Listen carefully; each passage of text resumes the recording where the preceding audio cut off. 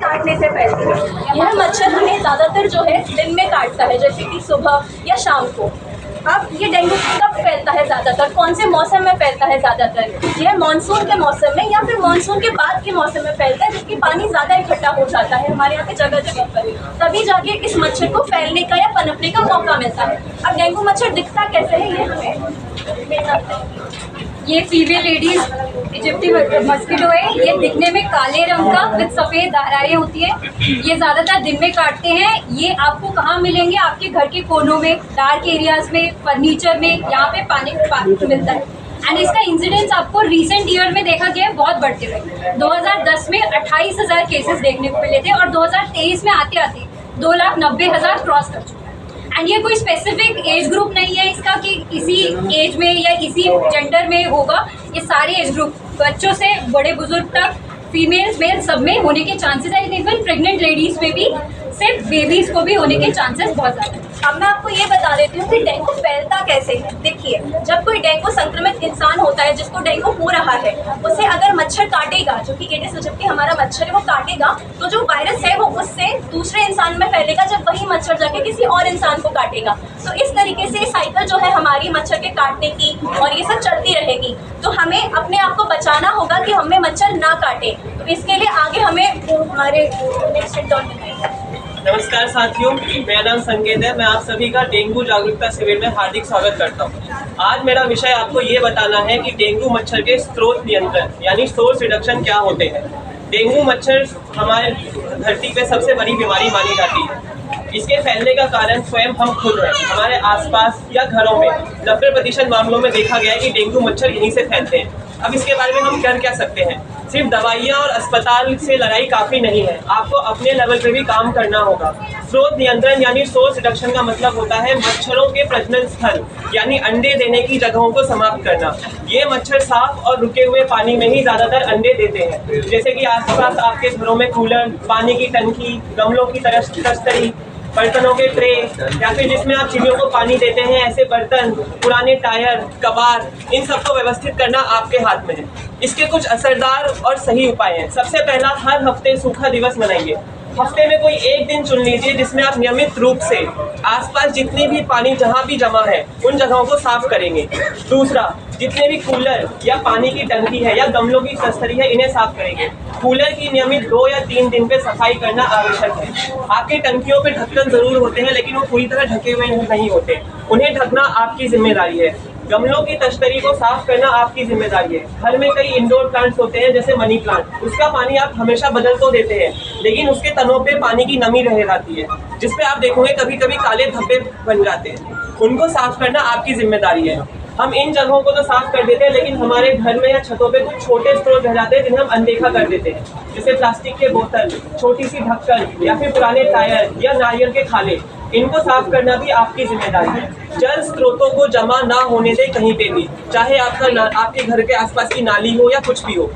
एक डॉक्टर के तौर पे हम आपका इलाज कर सकते हैं। सरकार आपके घरों में फॉगिंग करवा सकती है, लेकिन जागरूक रहना ही आपका सबसे बड़ा हथियार होगा डेंगू के मामले में।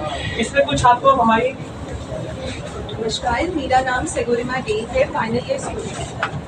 जैसे सर ने आपको बताया कि पानी इकट्ठा कहाँ कहाँ पे हो सकता है। डेंगू के मच्छर हम सबने सुना है कि साफ पानी में और रुके हुए पानी में मिलते हैं।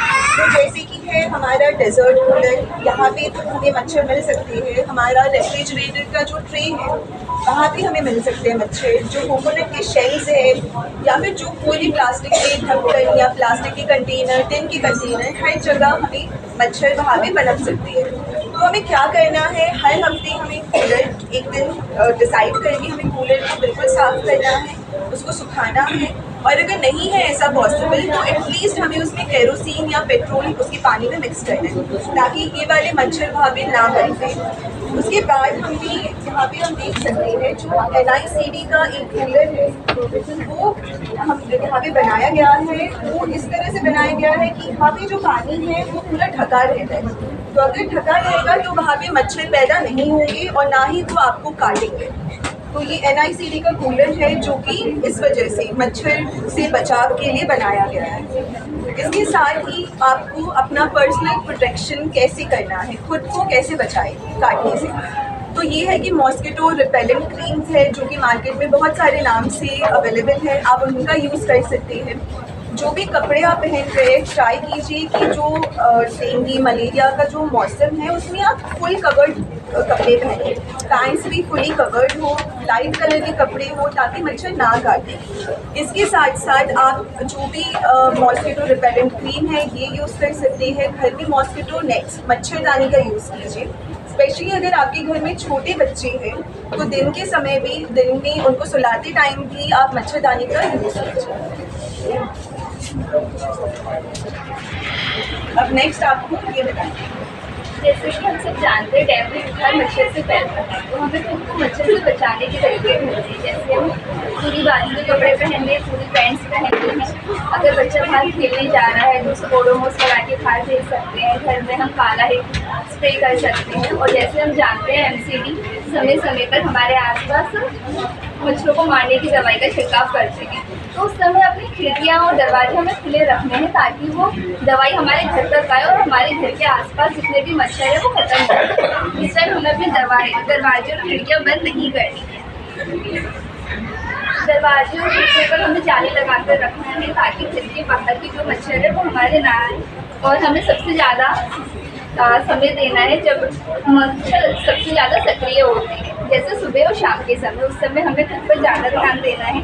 जैसा कि हम सब जानते हैं कि इलाज से बेहतर रोकथाम है, तो हम सबको खुद को मच्छर से बचाना है। और अगर कोई लक्षण आपको दिख रहे हैं तो कब आपको डॉक्टर से मिलना है या आपको डॉक्टर अधिगम है। अभी आपने सबने सुन लिया कि मच्छर से कैसे बचना है, मच्छर को पैदा करने से कैसे रोकना है। बट आप सबको पता है कि हमारी इंडियन सोसाइटी है, इतना कुछ कर भी लेंगे लेकिन फिर भी कोई ना कोई बीमार हो। अब चलो मान लिया किसी को डेंगू हो गया, पहले तो आप पहचानेंगे कैसे कि आपको डेंगू के लक्षण हैं। पहले बात तो ये समझना है कि जो मौसम अब आ रहा है, जब बारिश के मौसम होने लगते हैं, जब पानी इकट्ठा होने लगता है, तो उस समय पर जो बुखार आता है, क्योंकि जैसे आपके घर में सपोज एक को हुआ, फिर दूसरे बंदे को भी हो रहा है, आपके आस पड़ोस में भी हो रहा है, तो बुखार यानी बहुत सारे लोगों को हो। ठीक है, दूसरा चीज़ आपको ये ध्यान रखना है क्या लक्षण है।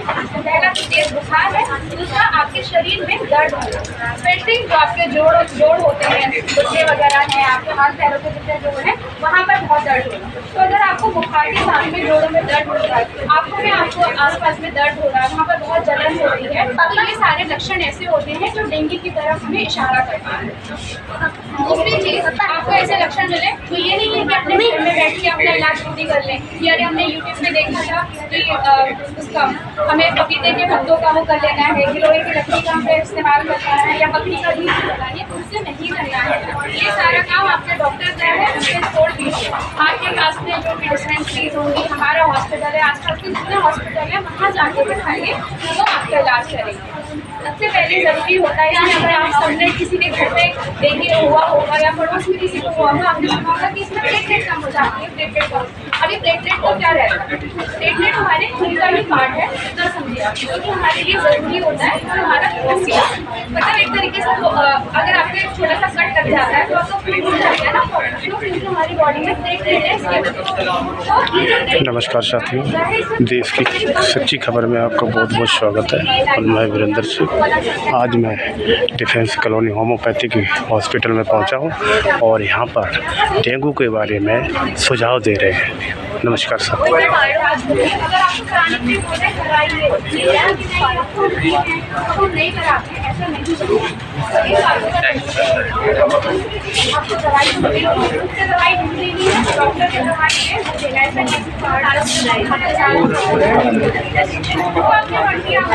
मैडम थोड़ा साइड हो जाइए।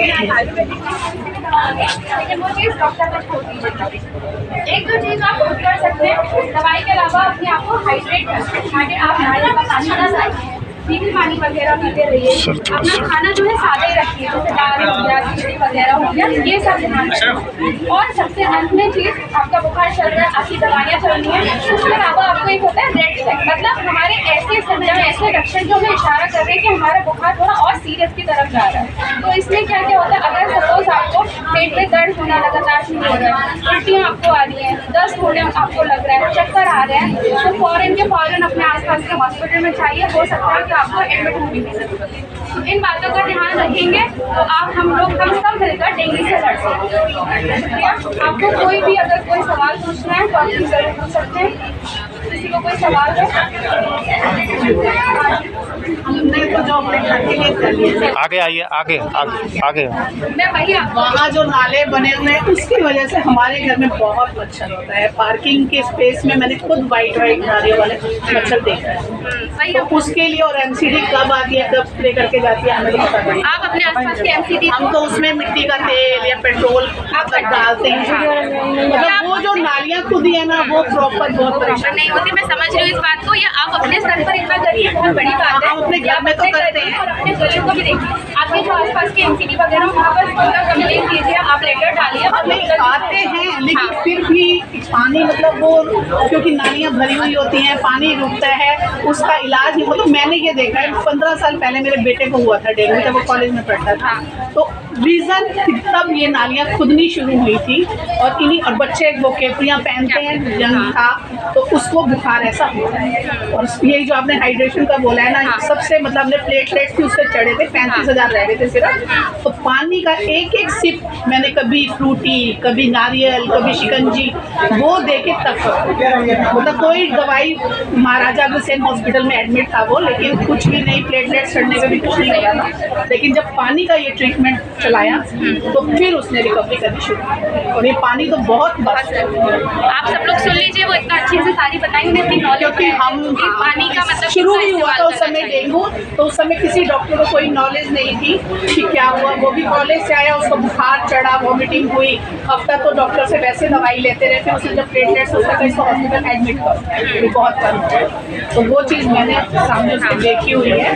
हम एक्चुअली बहुत, ये बिल्कुल सही कह रही है। नालियों का हम खुद अपने से नहीं कर सकते, लेकिन हम इतना कर सकते हैं कि हम अपने घर के बाहर, आपने देखा और अब मिट्टी का तेल मिलता नहीं है, कुछ लोग नाली में थोड़ा पेट्रोल डालना पड़ जाता है। एटलीस्ट आप इतना तो कर सकते हैं कि अपना कूड़ा जो है वो नाली में ना फेंके। आपके आसपास जो घर के साइड में नाली है उसमें इतना तो सही। हमारे तो जालियों से बंद है, बट उसमें प्लांट्स उग जाते हैं और मतलब वो बंद ही रहता है, पानी फ्लो नहीं होता। ये आप अपने तो वो चीज़ तो मैं तो एमसीडी वालों से ही करूँगी, गुजारिश की उसका बहुत, क्योंकि खोद तो उन्होंने पूरी दिल्ली में दी, लेकिन बारिश का पानी निकल जाता है, लेकिन डेंगू मच्छर का वहाँ से जन्म होता है।